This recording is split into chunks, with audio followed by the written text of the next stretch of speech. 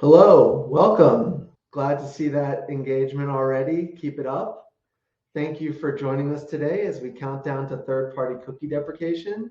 With the rapidly evolving digital landscape of 2024, now is the perfect time to understand and implement both immediate and long-term solutions. We're going to get into a lot of that today. And during the presentation, we ask that you please submit all questions into the chat as we have left time at the end, and really do look forward to discussing as many questions as we can. Any questions that we do not get to, we will be sure to address following the presentation. So really quickly, I'm the host for today. My name is Alex Feinberg. I'm VP of Client Solutions at Incubeta, and I will be fielding questions and facilitating the Q&A at the end, and then introducing our speakers for today. So before we get into that, for those of you who are unfamiliar, Incubeta is a team of 800 plus strong across 20 international offices. As a growth partner, we believe in the holistic approach to marketing, bringing together data-driven insights, cutting-edge technology, impactful media strategies, and creative solutions. Incubeta is only one of 4 global sales partners for Google Marketing Platform. We are proud of our 20-year plus partnership with Google and are excited to have representation from both the Incubeta team and the Google team on our panel today. So, what makes us qualified to be speaking to you? Well, we have Kate, who is our growth director at Incubeta, with 12 years of experience in digital measurement, both client and agency side. She is well-versed in the challenge faced by modern-day marketing. After building our UK analytics service in 2016, she now works with clients across business of evolving their strategic approaches to measurement, privacy, and all things data. Welcome, Kate. And then we also have Yvonne, who is a sales engineer at Google's Marketing Platform Solutions and Thought Leadership Organization. As a technical expert, Yvonne bridges the gap between customers and Google's technology, helping customers understand and adopt Google solutions to achieve their business goals. His main focus areas are tagging, first-party data integrations, and measurement solutions like GA4. Welcome, Kate and Yvonne. Really excited for you to both get into it. And I'll throw it to you to take it away. First of all, thank you for inviting me. I look forward to this session. Kate, you can kick off and I'll jump in when there is any. Thank you very much. And for those of you who don't know what a party ring is, I invite you to Google it because it was my favorite lunchbox edition when I was a child. So that's my favorite cookie/biscuit. Please go and try them. So on to today's agenda. I'm really excited to be talking to you today about all things privacy, all things third-party cookies. And I say that because I could talk about this for hours. So hopefully I can keep on my timings and we've got time for questions at the end. I'd love to hear from you all. What I wanted to talk to you today about was ultimately, how did we get here in this landscape? Why are we having this conversation? What are third-party cookies and how third-party cookie deprecation, and how is it going to impact your marketing? And lastly, and most importantly, how do we move forward and how do we evolve our approaches and embrace what I see as quite an exciting opportunity for us to be thinking about innovation and taking some really exciting affirmative next steps. So on to, starting off with what is the landscape at the moment around regulation and why we're having this conversation around third-party cookies. Well, there wasn't a lot of regulation in the digital industry for quite a long time. You know, we're quite used to our laws being very much about the physical world that we live in, and the explosion of the internet meant there wasn't a huge amount of regulation for a number of years. But we saw, obviously, GDPR come into force in 2018. And that really started to set the tone, really, of what was going to happen in the following years, which was a lot of digital regulation coming quite quickly, quicker than maybe we would like as marketers. So we saw GDPR come into effect. We saw, obviously, CCPA, CPRA, the other privacy laws in the US that are obviously varied by state. We saw the evolution of the EU-US Privacy Shield and things like the Japanese Act on the protection of personal identification, personal information. And then obviously we have DMA, Digital Markets Act, which is actually coming into force tomorrow. So it feels very timely.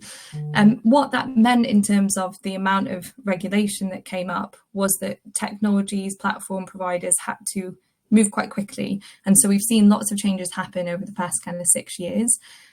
Some of them being obviously things that are happening on the Apple side, the link tracking protection, which meant the removal of gGLIDs, the Android privacy sandbox, and then Chrome announcements around third-party cookies, which we'll be largely focusing on today. But I just wanted to call out at this stage that all of this change happening really reminds us that there's no gold standard anymore for measurement in terms of I pick a solution today and I'm going to do that for the next 20 years. This regulation kind of spate now means that we are in a different landscape, that we have to be changing quite quickly, and that regulations on consent collection will continue to increase. So also wanted to leave a disclaimer at this point to say, we're not a legal team. Our lens is very much about measurement and how regulation is impacting measurement. So really important that as we're working with businesses and you're all working in your marketing teams, you're including your compliance teams as well, just to make sure that we have a full lens around the regulations and what they mean. But in terms of, I guess, what this slide is ultimately showing is lots and lots of changes. And one of them is obviously around the changes around Google that they're making. And we started this year in the very beginning of January seeing that Google are limiting third-party cookies for 1% of users. And that is coming into kind of full force this year, which Ivan is going to kindly talk us through. Yeah. So yeah, thank you, Kate. If you are in this ecosystem, you're probably aware of these changes happening. And the Chrome Privacy Sandbox team is actually very proactive on the blog. So all the changes and all the testing environments and what's happening in the ecosystem are being published there. So I do absolutely suggest that you, if you're not following these blogs and the developer articles, that you follow both. There is a reason why am I emphasizing this, and Kate mentioned legal teams. I'm going to mention tech teams. So the Privacy Sandbox team has published guidance to help tech teams prepare your websites and services for third-party cookie deprecation. And also what we definitely suggested is that you work with, for example, Incubeta on your readiness and best practices. And this is why we are exactly here today. We are going to cover some of the best practices and get you ready, up and running and ready for the third-party cookie restrictions. Those are set in a timeline around end of Q3. Tests are going well, as expected. No big red flags at the moment. If you are in the 1% like I am, you will see some of the changes and you will get a notification for it. But the tests are run globally, and I'm actually super happy that there is a global audience here, according to the chat. So it's not just US specific, it's not just EMEA specific, it is global and it's encompassing pretty much every industry. So that's the current status. I really, really encourage you to check out the blog for further information. We can share the link to the blog, but if you just Google Privacy Sandbox blog, you will see it. It's usually the first result. Fantastic, thanks, Evan. So what we know is the world is moving to be more privacy-centric, and that has ultimately been driven by consumers, which is it's really important for us to keep in mind when we're getting a bit frustrated about all these changes that are happening, is that it's driven by the customer's desire to have their privacy respected. And it offers us the opportunity to have a greater, more transparent relationship with our audiences. But what we're then facing as an industry is changes in technology, the tools that we're using to activate our media. We're seeing changes in regulation, as we've talked about. And ultimately, we're seeing a lot of media fragmentation and changes of how we can measure that media. Where we were kind of a couple of years ago or 5 years ago, where everything didn't quite speak to each other, but there was a lot of integration. What we're seeing increasingly is that centralized view of media is changing and how we measure it. So how does that then impact your marketing strategy? So digging into that a little bit more. One lens on this that is, I hear many of my clients come to me and say, I'm going to lose some data. And so when we think about third-party cookies deprecating and the fact that lots of different signals are no longer able to be utilized, we're often seeing fewer attributed conversions from ads. We're seeing that performance might often appear to look worse. There might be some changes in how conversions are being attributed by channels, and therefore it might create some concern in organizations that your marketing efforts might look worse, your investment might look as strong. And obviously that's largely due to a data change rather than necessarily the activation that you're putting into your platforms. And digging into this a bit more, we see that obviously it impacts the way data and conversions are measured. Without cookies, cost of acquisition might increase while ROAS might decrease. So changes in attribution. We're seeing changes in how we can target our ads and personalize our ads without cross-site identifiers. We might not be able to activate campaigns in the way we were before. And also the ability to remarket also changes. Third-party cookies have been a huge part of our remarketing strategies in the past kind of 5 or so years. And with many consumers who are opting out, or then when we go into cookie deprecation, we're not able to use features in the same way. There's obviously a lot of changes around how do we remarket and how do we do that effectively and continue to drive the same performance that we're seeing. So with those challenges in mind, and that's one lens of looking at it, which is my data's disappearing, what am I going to do? I guess the next question, and that's where I come in and spend a lot of my time focusing on with clients, is how do we prepare? And the foundation of that is ultimately making your measurement, making how you collect data, use data, and activate data durable going forwards. So as I said, the discussion is a lot of the time about signal loss, mitigating data loss, protecting data completeness. But one thing I wanted to shout out here before we dig into some kind of solutions is that the mindset that we're losing something means that we're often working out of a deficit. So we were at point A, then we've dropped down. How do we get back to it? And sometimes that's an unhelpful lens to look at privacy through, because it keeps us vying, it keeps us moving, trying to replicate something that we had in the past.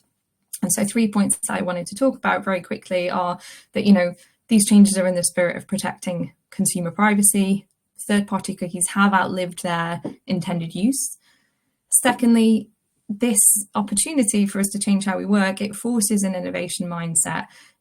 If we could continue to use third-party cookies for as long as we have been and many more years, we might never have moved the needle in thinking, how do we measure in a more advanced way? How are we more transparent with our consumers? How are we more savvy with our data? And so thirdly, we might actually end up with a better view of performance. We're in a point where we're very focused on the challenges. And I'm hoping that in 5 years' time, we'll be running these webinars and talking about all of the exciting things that actually allowed us to evolve what we do and allow us to ultimately understand our audience better and market to them better. So the 4 kind of pieces that I wanted to talk about today in terms of solutions around this are leveraging durable measurement solutions, focusing on then how do we future-proof data sets, which largely tends to be around first-party data, then to come on innovation that's happening already with Google, and lastly, evolving the way we work with data and how we can kind of enhance it. But for me, this is definitely around kind of a mindset change and embracing this as an exciting opportunity to do something different. So in terms of the first piece, which is really about durable solutions, measurement solutions that are privacy safe, there are 3 elements to this. The first one, consent mode, which is at the bottom of the screen. And what that is it's a tool that allows the communication of user consent from your website, so from your cookie banners. It allows that communication to Google and Google's ad platforms. So when ads are consented to, when they're not, and that data can be whatever data that the consumer has given, can be adjusted, it can be shared with Google's platforms. And it also allows flexible implementation by territory. We talked earlier about just the level of regulation that's out there and how different it can be in market. So a really helpful tool there to be able to translate the complexities of consent into a consolidated Google view. So first part around consent mode is communicating consent between tools, between your website and Google. But secondly, also allows modeling to be able to make up some of that conversion loss that we're currently seeing through times when users are declining consent. So COMO, as I affectionately call it, consent mode, but COMO allows Google to understand when tags haven't been consented to, and it shares an anonymized ping with Google, and it facilitates conversion and behavioral modeling that allows businesses, your businesses, to understand a truer view of what the conversion was, even when users are declining consent. So very important from a compliance point of view, but also in a secondary way has a great use for making up some of that data loss that people are currently experiencing. So that's the first one, which is a great foundation. The second, which is enhanced conversions, that ultimately facilitates a great connection between what Google have and the data asset they have and what we're really advocating for as an industry, which is the use of more first-party data. And so enhanced conversions allows the sharing of securely hashed user identifiers that we would collect in our businesses as first-party data with Google, and allows Google to match that to what they're also holding. So it allows more accurate matching of conversions, ad interactions across devices and browsers, which is ultimately driving more improved accuracy, enhanced attribution modeling, cross-device tracking in a really privacy-safe way. And then sitting in amongst that in terms of thinking about how we're collecting data, there's server-side tagging, which I know Ivan has a lovely sweet spot for, so I'll let him talk about it. Yeah, thank you, Kate. So yeah, that's my, Alex mentioned in the beginning that I focus and I'm a subject matter expert for tagging. So server-side tagging is very close to my day-to-day job. So server-side tagging brings something new into the tagging environment. It brings processing of the data on your own server containers that you own. So they can either be run on Google Cloud Platform or AWS, or even on-prem if you have a Docker server. It allows you more secure way of sending the data to the endpoints, like Google endpoints, but not just Google Marketing Stack, but also other vendors. Like, for example, Meta has their own tag that works with server-side GTM. But what I also really, really like is the advanced use cases that it enables. One of the really key features of server-side tagging is data augmentation, or basically you can, if you have privacy-sensitive or a policy-sensitive data, you can redact it. Like, for example, common use case of redaction is an IP address in European Union.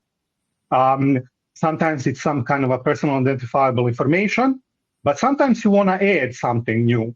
One of the really cool use cases that I've been working on lately, it's quite advanced, but it's kind of a North Star, and I really love it, is that where you can actually do, you can teach a model, you can train a model on Vertex AI on Google Cloud Platform, and then use server-side tagging and variables in server-side tagging to call certain values from this model. So think about, let's say, predicted lifetime value, or even if you have a product margin or a service margin or a lead scoring business, you have the option to actually call these certain data sets from a cloud platform and then enrich that data set before sending it to the endpoint, for example, to, let's say, Google Analytics 4 or to Google Ads or to Floodlights. So as Kate mentioned, it's very close to my heart. And if you want to learn more and do these advanced use cases, Incubeta is very well positioned to help you with that. Fantastic. Thanks, Simon.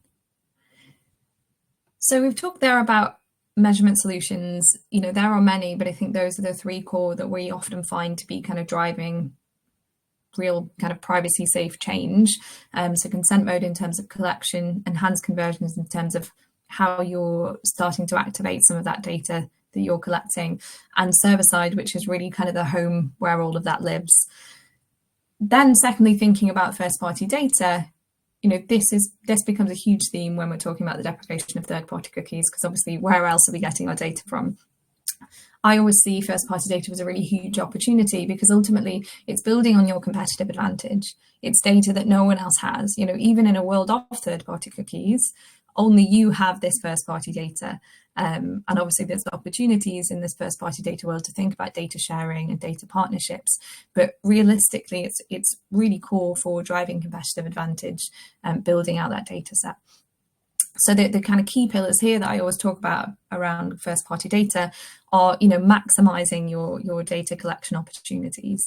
Where can you collect on site? Not just collecting kind of conversions or emails, but thinking what other information can you ask of the user, whilst you're also hopefully giving them something back in terms of a value exchange. But maximizing that value for your CRM, growing it, knowing that you will be able to activate that, and that's going to become the heart of your media strategies. Secondly, it's obviously incredibly compliant because it's first party data, and you are able to work within the compliance guidelines that you have in your industry. And so it's really kind of future-proofing data. If we think about where we want to be in 5 years, first-party data is a huge foundation in how do we make sure that we're privacy safe. And thirdly, customer trust, which is ultimately what we're talking about when we're talking about privacy. Being able to collect data, utilize that and activate that in a really meaningful way is what is going to drive customer trust around data. And say to them, hey, yeah, if you share this with us, we will treat this in a transparent way, in a fair way, in a privacy safe way, and you will get something of this. No one, I'm sure we all know as marketers, like how frustrating it is when we share data and it feels like it's not used in the most helpful way, and we get endless emails that don't speak to where we are in our customer journey. But I'm sure we also have examples of where businesses have done it really well, and we think this was so time saving or this was so effective, and that's ultimately where we want to be. So definitely thinking more in this piece around going back to your website, going back to the assets that you own, and thinking how can you start to build. And one thing that I wanted to make sure we talked about today was some activation around that, because often in our industry we can talk about buzzwords. Hey, yes, everyone should build out their first party data. But then the question is, well, what do I do with that? So I wanted to talk just briefly today about customer match, which is one way of activating your first party data. And it's ultimately, again, building on that relationship between what you hold and what Google holds. So similar to what I was talking about around enhanced conversions. And ultimately what customer match is you have your first party data, you're uploading that then to Google in a privacy safe way, in a hashed way, and it's matched against Google's user data as a way to drive performance benefits. So an example of this might be using customer match lists within smart bidding, which is going to help those algorithms move kind of faster, more accurately, and in a more personalized way to your business, because this is around your customers. Also starting to think about some advanced use cases. So how can you start to use customer match to reach your most valuable users? So it might be if you have a customer acquisition drive this year, you might want to use your customer match lists to do negative targeting. You might want to start building out lifetime value optimization with all the data that you have around your consumers and how Google can then reach them, building out things like high value audiences. So often when we think about first party data, we're just thinking about driving, building a CRM, but actually when we start to activate it and drive results, that's a way of showcasing to our businesses, this is why first party data is important, because it can be used to drive performance in some quite smart ways. And so I'm conscious I've talked today about all the things that it would be great to go away and do after this call. So consent mode, enhanced conversions, server side, thinking about your first party data. But I wanted to also call out that Google are working as well. Google are innovating as well. And so there's lots of change happening in the industry that isn't on individual businesses, but is on our tech partners. And they are evolving and driving change on their side. So really important today to talk about the privacy sandbox, which is happening in the background, and ultimately we at Incubeta and your other partners will be utilising this and hopefully talking to you about how they're utilising it. But ultimately it's an initiative by Google with the aim to create a suite of tools, changes in platform that protect people's privacy online, but also drive forward smarter ways of us using that technology. And it reduces the need for kind of cross-site, cross-app tracking, as has been done with cookies, whilst helping to drive forward audience use cases, better measurement. So some of these that we've listed on the slide is around topics, which is Google's new way of working with interest-based audiences that make them more kind of privacy compliant. Things like protected audiences, which is used to be Fledge, which is around remarketing and starting to to look at how that can be used. And then also attribution reporting as well, which, measurement is only as good as how you can report it ultimately. Iván, I didn't know if you had anything else you wanted to add on what people are doing. So yeah, absolutely want to reiterate the message in the beginning that you mentioned. So our product teams across Google Ads, the Google Marketing Platform stack, so TV360, SA360, Campaign Manager, and GA4 are all in the same bucket as other ad tech providers. So they are working with the Chrome team to utilize these APIs. The two main focus areas at the moment is protected audiences API and attribution reporting API. Those are the two core ones that are essential for conversion measurement and audience activation. So those two are definitely something that you need to be on top of from a news perspective and follow what's happening there. But as I said, it's a work in progress. It's being tested out, and you will see absolutely updates on how this test goes, and not just from an ad tech partner's perspective and ecosystem, but also from a regulation perspective. As you probably know, we are working with CMA in UK from a regulation perspective, and also we need to have their green light to fully launch this. But timeline currently suggests that everything is going well. I would just follow the links that I shared in the chat and make sure that you are on top of this news. Thank you very much. And yeah, I think it's always helpful for us to not just see actually the deprecation of third-party cookies, but actually everything that Google's doing to start building out a new way of working. And that's been happening for many years. But Privacy Sandbox is a really core part of how we move forward with some of the Google tools that we're using. So we talked about foundations, we talked about starting to build that first party data, we talked about everything that's happening in the background to help protect you all as marketers and what marketing activity you're running. And then I lastly wanted to talk about starting to leverage more enhanced measurement, and that both in terms of principles of how we think about measurement, but also how we think about evolving it around things like AI. And one of the things that I found most helpful when talking about measurement is to talk about this trifecta. So often in our industry, for such a long time, we've focused on attribution, having the right attribution model. Are we going to do it data-driven? Is it going to be positional? What tools is it evolved? What tools is it available in? And it becomes the real focus of how we, or it has become the real focus of how we determine the effectiveness of our media. But actually, there's lots of kind of principles that we can bring in play, lots of different lenses, some of them that aren't impacted by the third-party cookie deprecation, that can allow us to build up a more kind of enhanced, mature view of what's happening with our media. So there's obviously attribution, which largely has been used as kind of the catch-all for all media measurement, but is very much around kind of day-to-day insights, optimizations, looking at where your channels are kind of under or overperforming, or under or over investing, shall I say, and looking at that on a channel level and also on a inter-channel level, so campaign or ad type. There's also incrementality, which is incredibly helpful for starting to determine some of the more hypothesis-based activity you might be doing. So really wanting to prove what's the incremental uplift of me running this activity or changing this in my campaign. And then there's also MMM, which is, these are all kind of complementary to each other, which is ultimately about kind of longer term budget decisions. And for a long time, attribution was tried to be used to say, hey, this is going to allow you to understand where you should put your media spend. And there is part of it that sits in attribution, but MMM is a really helpful way of starting to think about understanding marketing efforts.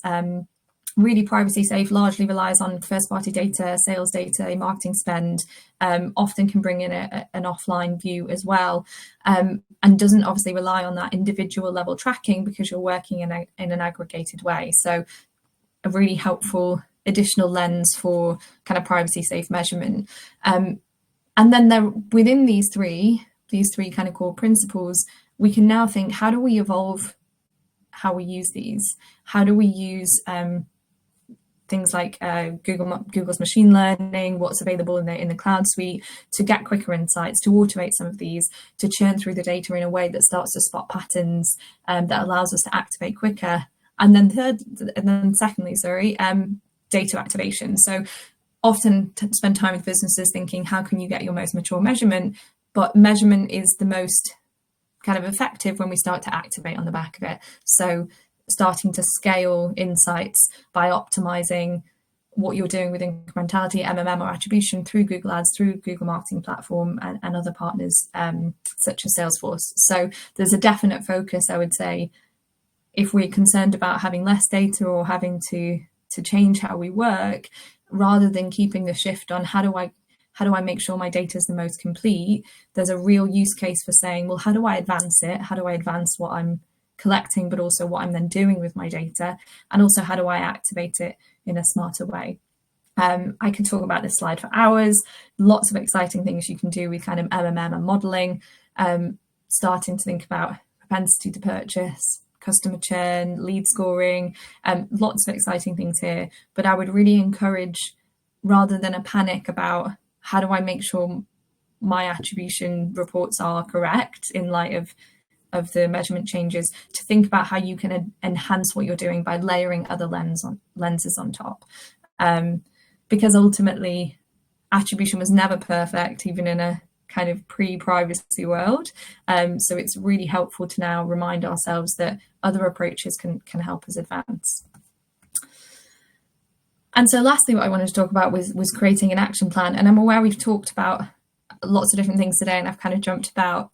Hopefully that's been interesting in not just talking about principles, but also thinking about first party data, customer match, some of the more kind of activating things you can do, rather than just thinking too much about principles. It's always interesting, I think, to hear, well, what could I go and do tomorrow? What kind of campaign could I run tomorrow that could be different?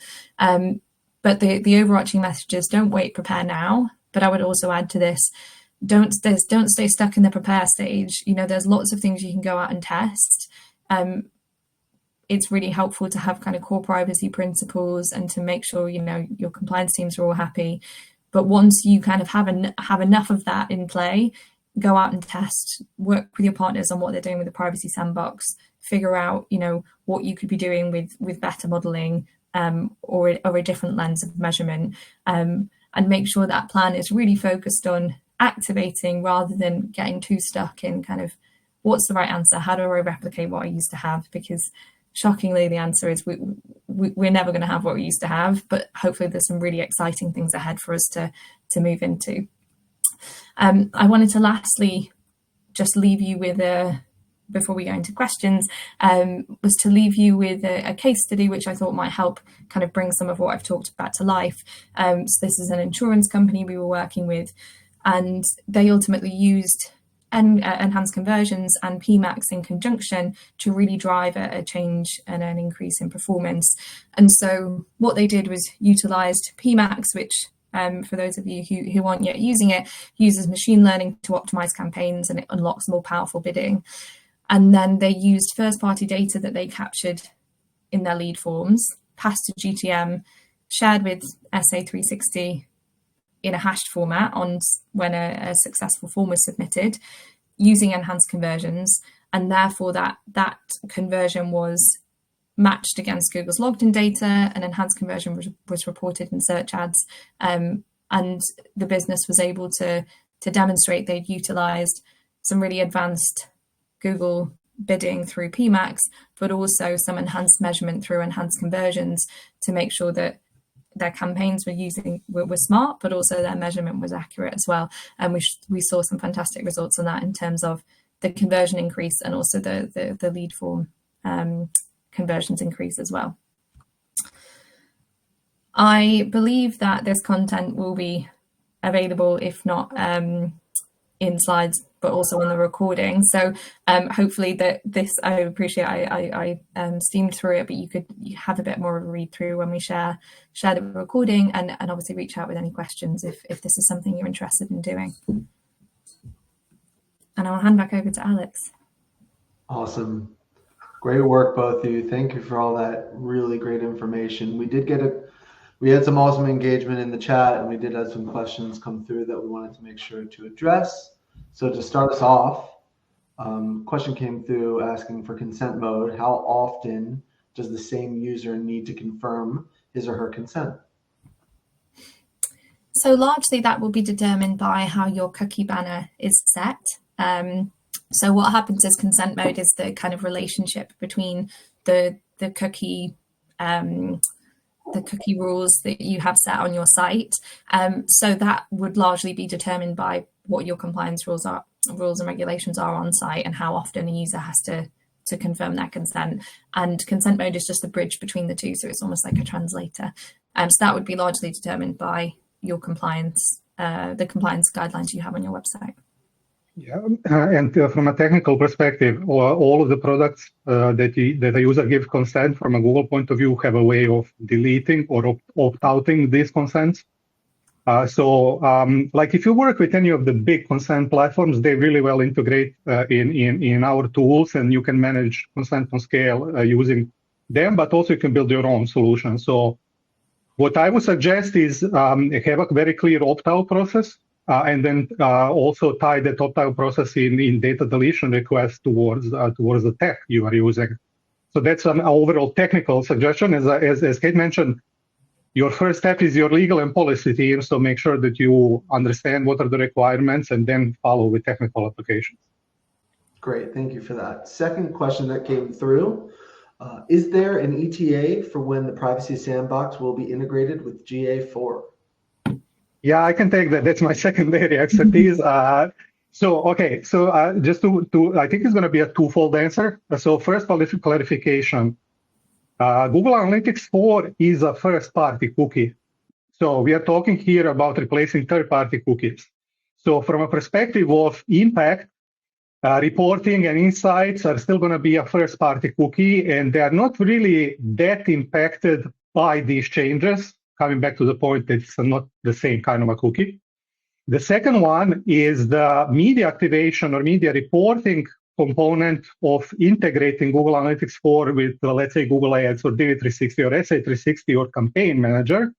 This is already in progress. As soon as these tests are starting across the media buying stack, the integration is also being tested with the GA4 team.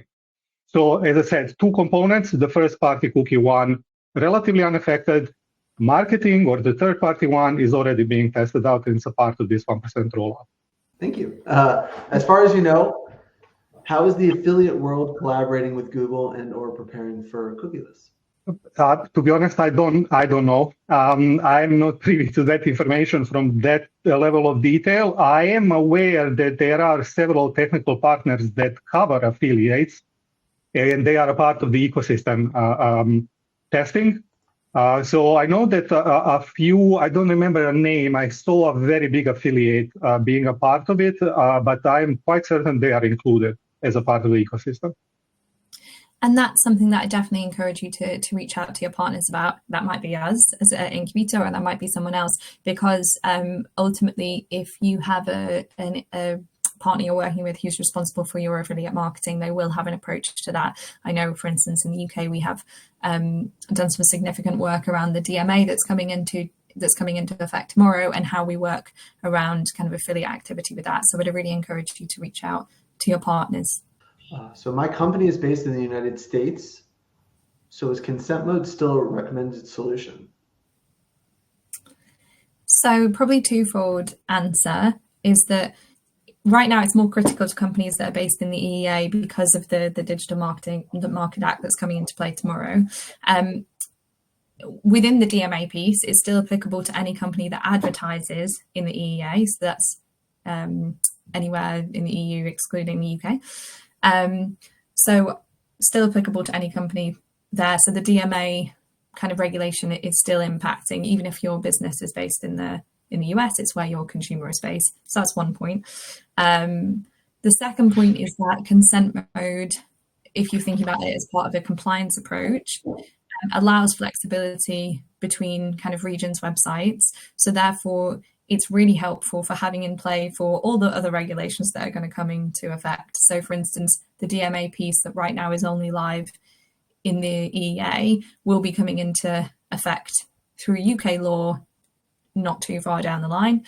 And as privacy regulations change in other markets, if you have consent in place, it allows you to be able to customize, okay, what do I need to do in different markets? So that's something that I would say, from even if it doesn't affect you right now, even if all of your consumers are in the US, I'd be really surprised if this kind of legislation doesn't pop up through other countries and states very soon. So it's definitely part of future proofing. That's my kind of compliance answer. My non-compliant, my kind of more marketing answer on top of that is that the baseline, the basic level of a consent mode deals with the compliance piece. It deals with, am I translating my user consent to my Google activity? The advanced version of consent mode is what allows conversion and behavioral modeling when a user declines consent. So even if someone's in the US and not affected by a DMA, your consumer is in the US and not affected by a DMA, if they decline consent, what the advanced version of consent mode means is that ping, that anonymized ping, can be used to start to model your data to say, this is your number of actual conversions that we've collected from people who consented to tracking, and this is your number of predicted modeled conversions which we think you've missed out on because users decline consent. So there is a use case for compliance, and then there is a use case for having a more complete view of your data. And so I'd really advocate for everybody having an advanced consent mode as a way to protect how they're tracking performance and their data completeness. Yeah, and I would jump in from some of the personal experience, because I actually work with mostly US customers with not a lot of presence outside of US. And some of them have adopted an approach of like ripping up a band-aid of third-party cookies or third-party in general activation, and decided to go full-on consent management and asking proactively customers to give their data to them and share it with them. But it also comes back to the point that these customers that I work with didn't just follow that from a technical point of view or a tagging point of view, but they followed it organizational-wise. So everybody became a customer relationship manager, coming back to the point of how you foster this two-way street of relationship. This is how some of the customers I work with actually decided to approach it. Said they ripped up the band-aid, they started doing consent opt-ins and consent mode as a filler for modeling, and it's working out for most of them. So it's a little bit of an organizational change, not a technical one in this specific case. Great, thank you. And we'll end with this last question, and then anything else we'll be sure to follow up and address. For app-focused companies who don't have a desktop presence, how should we be looking at mobile IDs and or mobile app IDs as a way to bridge the gaps between first-party data and mobile activity? So I can take that one. So there is a second component of Privacy Sandbox, which is not that time sensitive, which is the Android Privacy Sandbox component of development for future. So at this moment, I don't have a lot more details than what you can find publicly, but what I know that is the same approach that we are doing from a web point of view will highly reflect on the app point of view. So I would say that a lot of these concepts from Privacy Sandbox for web are going to be very applicable for Android. Apple changes and iOS changes already here, and basically they're already being mitigated for a while, but going from a deterministic, let's say, click IDs to more aggregated ones to satisfy Apple's conditioning. So I believe that like Android Privacy Sandbox is going to go to the same way or very similar way to Privacy Sandbox for the web. But a good part of it is that there is no time sensitivity around it. So it's still work in progress. It's going to take a little bit longer. But yeah, we can keep you informed. And I think the same Privacy Sandbox blog does the same updates there. Fantastic. Well, Kate, Yvonne, thank you so much for your time and wisdom today. We really do appreciate that. For everyone on the call, thank you so much for dedicating 45 minutes of your time to such a really important topic.